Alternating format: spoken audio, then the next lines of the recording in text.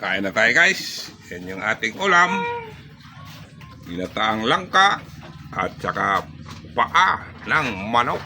Ito yung ating sausawan guys. Calamansi chili.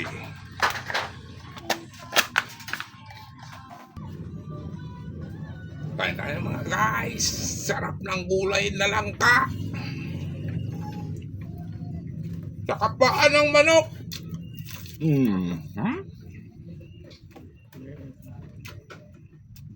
Yum.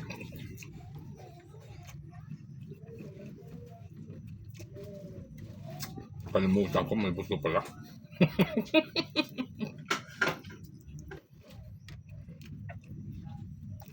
Sili.